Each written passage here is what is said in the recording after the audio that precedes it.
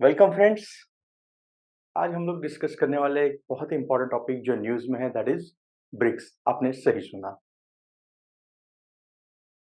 Let's start. पहले BRICS क्या है, ब्रिक है या ब्रिक्स है, इसका एजेंडा है, क्यों स्टार्ट किया ये, लेटेस्ट समिट में क्या हुआ जो आज ही खत्म हुआ है, इंडिया का रोल क्या है ब्रिक्स में, इंडिया के लिए रिलेवेंस क्या है, एंड ऑब्वियसली वेस्टर्न थिंकर्स का क्या कहना है। ये सारी चीजें एक एक करके हम देखेंगे। ब्रिक्स आपके लिए prelims, mains as well as interview के लिए काम में आएगा। सो पहले देखते हैं evolution of BRICS. BRICS is a partnership of 5 countries, 5 leading economics, 5 leading emerging markets. So question comes कि ये 5 कंट्री कौन सी है? Brazil, Russia, India, China and South Africa. फिर से रिपीट करता हूँ, Brazil, Russia, India, China and South Africa. So आपको लगेगा कि सर ऐसे तो बहुत सारे देखे हमने, इसमें क्या बड़ी बात है। ये टेबल देखो। अगर टेबल ठीक तरह से देखोगे, BRICS represent 42% of the population. दुनिया का 42% पॉपुलेशन दिखाता है वो। 30% of the global territory, 23% of the global GDP and global trade का 18% ये दिखाता है ब्रिक्स का सिग्निफिकेंस। ये टेबल आपको मेंस के लिए और प्रीलिम्स में भी आ सकता है या इम्पोर्टेंट है। देन कम्स द क्वेश्चन कि सर जरूरत क्या थी ब्रिक्स की?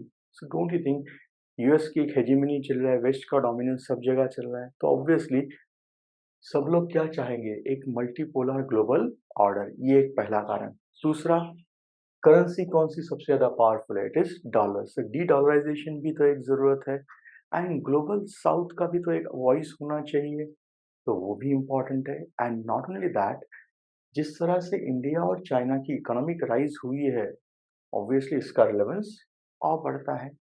Then comes the next question, so initiate किसने किया? चाइना ने, इंडिया ने, रशिया ने?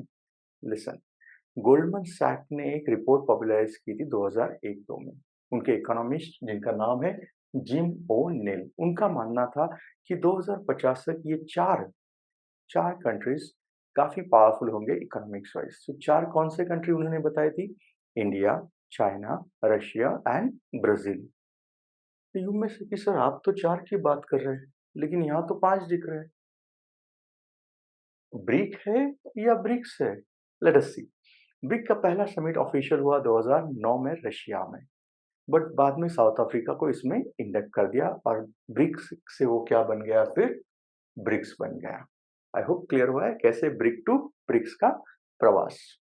नेक्स्ट, ब्रिक्स अगर इनिशिएट किया है तो इसके भी तो कोई कोऑपरेशन के पिलर्स होंगे। यस, 3 हैं। एक है पॉलिटिकल सिक्योरिटी, दूसरा इकोनॉमिक एंड फाइनेंस एंड तीसरा cultural and people to people contact. एक एक करके डिटेल में देखते हैं। पहला मैंने कहा कि political and security cooperation. So don't you think BRICS is a partnership of countries which believes in multilateralism? So BRICS countries क्या बिलीव करती है कि रिफॉर्म करो, किसे? यूनाइटेड नेशंस को। और किस तरह की दुनिया चाहते हैं? एक इक्विटेबल, रिप्रेजेंटेटिव एंड बैलेंस, मतलब जिसमें कोई एक कंट्री का डोमिनेंस या हेजेमनी ना हो, एक इक्विटेबल अप्रोच हो, बैलेंस अप्रोच हो, representative and believes in multilateralism. इतना ही नहीं, सिक्योरिटी वाइज आजकल वो counter terrorism, cyber security, anti corruption, anti drug, transnational organise crime, इसमें भी ध्यान दे रहा है। ये हो गया आपका पॉलिटिकल और सिक्योरिटी। दूसरा आता है सर फाइनेंशियल और इकोनॉमिक। आजकल कहा जाता है कि पैसे नहीं तो कुछ नहीं। सो ऑब्वियसली ग्लोबल लेवल पे भी ये इम्पोर्टेंस बहुत है। तो ब्रिक्स के अगर कंट्रीज देखेंगे, डोंट यू थिंक ये इमर्जिंग इकोनॉमिक्स है? इसमें भी 2 कंट्री ऐसे हैं, इंडिया एंड चाइना, कि जिनकी ग्रोथ बहुत ही फास्ट हो रहा है। सो ग्लोबल इकोनॉमिक स्लोडाउन जो हो चुका है कोविड के बाद, अगर उसको रिकवर करना है, don't you think these two countries or this entire group can act as a catalyst for global economic recovery? और जो चैलेंजेस दुनिया फेस कर रही है, कौन से चैलेंज, चाहे वो फूड के हो या एनर्जी सिक्योरिटी के हो या फिर सप्लाई चेन के, ये सारे अगर सॉर्ट आउट करना है तो ब्रिक्स काफी महत्वपूर्ण योगदान दे सकता है। ब्रिक्स का अपना एक विमेन ब्रिक्स बिजनेस काउंसिल भी है and BRICS women business alliance भी है, जिसमें बहुत से विमेन एंटरप्रेन्योर विजिट करते हैं social economic growth and recovery के बारे में। देन कम्स द नेक्स्ट, कि सर इन्होंने कुछ किया है क्या? यस, ब्रिक्स का अपना एक उन्होंने न्यू डेवलपमेंट बैंक स्टार्ट किया है। कब किया है स्टार्ट? 2015 में। डोंट थिंक नॉर्मली हमें इस देश को अगर ज़रूरत पड़ती है, तो बैलेंस ऑफ पेमेंट के लिए जाता है आईएमएफ के पास, इंफ्रास्ट्रक्चर के लिए जाता है वर्ल्ड बैंक। बट ये सारे इंस्टीट्यूट को डोमिनेंस किसका है? मोस्टली वेस्टर्न कंट्रीज़ का। So that's the reason BRICS ने इनिशिएट लिया है न्यू डेवलपमेंट बैंक बना के। इससे क्या होगा कि ये जो बैंक है ये आपको सपोर्ट करेगा कहाँ पे? इंफ्रास्ट्रक्चर्स के लिए, सस्टेनेबल डेवलपमेंट के लिए, इक्विटी एंड पावर शेयरिंग में। इसका मेन सेंटर कहाँ है? शंघाई, चाइना में है। नॉट ओनली दिस, कोई भी इंस्टीट्यूट अगर सक्सेसफुल होना है तो cultural and people to people contact होना बहुत ज़रूरी है। तो ब्रिक्स ने भी इसके ऊपर काम शुरू किया है, चाहे वो रिमोट सेंसिंग सैटेलाइट का हो, वैक्सीन रिसर्च का हो, एजुकेशन का हो, एनर्जी रिसर्च हो या लो कार्बन डेवलपमेंट हो, हर जगह ब्रिक्स इसमें काम कर रहा है। देन यू में से कि सब पीपल टू पीपल कांटेक्ट होगा कैसे? सिंपल है भाई, पीपल टू पीपल कांटेक्ट के लिए क्या होगा? Art, film, cultural exchanges, cultural events, games, ये सारे भी तो ऑर्गेनाइज किए जा सकते हैं जिससे लोगों का ज़्यादा से ज़्यादा एक दूसरे से संपर्क बना रहे। नेक्स्ट, अभी जो जोहान्सबर्ग साउथ अफ्रीका में समिट चल रहा है उसका इंडिया के लिए क्या रिलेवेंस है? डोंट थिंक ये पहला समिट है जो पोस्ट कोविड चल रहा है। ये पहला समिट है जो रशिया यूक्रेन क्राइसिस के बाद शुरू हुआ है। ये पहला समिट है जो दुनिया में फूड, फर्टिलाइज़र और एनर्जी सिक्योरिटी के बाद आ रहा है। ये समिट है जबकि सप्लाई चेन के हर जगह पे कंस्ट्रेंट है। ये समिट है ब्राज़ील में पावर ट्रांज़िशन होने के बाद नए प्रेसिडेंट आए। सो बहुत बड़ा सिग्निफिकेंस है, यस सबके लिए है एंड दैट्स रीज़न वेस्ट भी इसे बहुत अच्छी तरह से मॉनिटर कर रहा है। तो समिट का एजेंडा क्या है? ऑब्वियसली समिट का एजेंडा एज मैंने कहा कि मल्टीलैटरलिज्म में तो वो बिलीव करते हैं एंड म्यूचुअली एक्सेलरेटेड ग्रोथ, मतलब किसी एक की नहीं तो भाई सबकी ग्रोथ होनी चाहिए एंड सस्टेनेबल डेवलपमेंट, मतलब शाश्वत विकास, ना सिर्फ अपना विकास, आने वाली पीढ़ियों के लिए भी तो देखना चाहिए। पॉलिटिकल इश्यूज भी है इसमें, यस, क्योंकि रशिया यूक्रेन का मुद्दा तो आएगा ही। नेक्स्ट, ब्रिक्स का एक्सपांशन का चल रहा है मुद्दा, वो भी इसमें आएगा कि बहुत सारी कंट्री चाहते हैं ब्रिक्स के मेंबर बने। 2 डज़न के आसपास कंट्रीज़ ने अप्लाई किया कि we are interested in BRIC. इतना ही नहीं, इस समिट में अफ्रीका, साउथ अफ्रीका के पास प्रेसिडेंटशिप थी, तो ऑब्वियसली साउथ अफ्रीका में अफ्रीकन यूनियन को और बाकी सारे लीडर्स को भी इनवाइट किया है। So it's a BRICS plus dialogue भी होगा, इकोनॉमिक रिफॉर्म्स तो टेबल में है ही। नेक्स्ट, की फोकस एरिया क्या है ब्रिक्स का? लिसन, ब्रिक्स का पहला फोकस एरिया रहेगा ऑब्वियसली मल्टीपोलरिटी, मतलब ब्रिक्स के क्या कर्व हो सकता है? It can curb the dominance of west, मतलब ये बहुत इंपॉर्टेंट काम ब्रिक्स से हो सकता है। दूसरा, जैसे मैंने कहा कि सिर्फ मिलिट्री से कुछ नहीं होता, आपके पास इकोनॉमी भी साउंडनेस होना चाहिए। सो इकोनॉमिक कोऑपरेशन भी है, यस, जैसे कि हमने अभी डिस्कस किया न्यू डेवलपमेंट बैंक जो आपको infrastructure and social economic development के लिए लोन देता है। आज तक मोर देन 30 बिलियन के लोन उन्होंने इश्यू किए हैं। Then come the next, sir ये कॉन्टिजेंट रिजर्व अरेंजमेंट क्या है? डोंट थिंक, जब भी देश को बैलेंस ऑफ पेमेंट की क्राइसिस होती है, देश किसके पास जाते हैं? आईएमएफ के पास। सो ब्रिक्स ने अपना भी एक short term balance of payment pressure और स्ट्रेंथन फाइनेंशियल स्टेबिलिटी के लिए कॉन्टिजेंट रिजर्व अरेंजमेंट किया गया है। मतलब ब्रिक्स नेशन को अगर कभी बैलेंस ऑफ पेमेंट का इश्यू होता है तो शॉर्ट टर्म के लिए ये फायदा होगा। इतना ही नहीं, ब्रिक्स अपना एक पेमेंट सिस्टम लाने का भी सोच रहा है जो कि स्विफ्ट को भी एक ऑल्टरनेटिव हो सकता है, क्योंकि आजकल इंटरनेशनल ट्रांजैक्शन अगर करना है तो स्विफ्ट का सहारा लेना पड़ता है। बट स्विफ्ट किसके अंडर जाएगा? ऑब्वियसली वेस्टर्न पे। अगर सो अगर वेस्टर्न के साथ कल को कोई इश्यू होता है, जैसे रशिया को उन्होंने बैन किया है, इश्यूज किसी के साथ भी हो सकता है, तो ब्रिक्स पेमेंट सिस्टम भी लाने की सोच रहा है। नेक्स्ट, अगर ब्रिक्स में से सब कुछ अच्छा है तो ब्रिक्स नंबर वन इंस्टीट्यूट क्यों नहीं, दुनिया का सबसे पावरफुल क्यों नहीं? भाई क्योंकि उसमें भी इंटरनल डिफरेंसेस है। क्या? चाइना जो आजकल बहुत असर्टिवनेस दिखा रहा है, कहाँ पे? इकोनॉमी नहीं, मिलिट्री भी। डोंट यू थिंक इंडिया के साथ बॉर्डर में उनके इश्यूज चल रहे हैं, बार बार चाइना अननेसेसरी इशू क्रिएट करता है, तो ऑब्वियसली इसमें बायलैटरल टेंशन तो बढ़ेंगे ही। रशिया चाइना के भी तो कंसोलिडेशन एंड इश्यूज हैं एंड मोस्ट ऑफ द जो कंट्रीज है इन सब का ट्रेड इम्बैलेंस किसके साथ है? चाइना के साथ, मतलब चाइना सरप्लस लेके जाता है। तो हर जगह पे बेनिफिट किससे हो रहा है? चाइना को ही हो रहा है एंड चाइना पुश कर रहा है किस लिए? Common currency. ना, चाइना कॉमन करेंसी क्यों चाहता है? बिकॉज़ अगर यूएस की हेजेमनी तोड़नी है, तो डॉलर की हेजेमनी तोड़नी होगी और डॉलर की हेजेमनी तोड़नी है, तो सबसे बेस्ट वे क्या है? आप कोई ऐसी करेंसी पुश करो, जो कि डॉलर को ही अल्टरनेटिव हो सकती है और अगर ये ब्रिक्स की करेंसी होगी, तो फ़ायदा होगा क्योंकि ब्रिक्स का ट्रेड काफ़ी है। चाइना का एक्सपोर्ट 20% ऑफ द जीडीपी होता है उनका, तो डेफ़िनेटली चाइना क्या चाहता है कि एक कॉमन करेंसी हो। नेक्स्ट, तो क्रिटिक्स का क्या मानना है? जो वेस्टर्न साइड में बहुत सारे क्रिटिक्स हैं, उनका कहना है, पहली बात तो भाई ब्रिक्स को कोई फ्यूचर ही नहीं है। आप बात ही छोड़ दो, इसको ना ही कोई फ्यूचर है। बुरा लगा?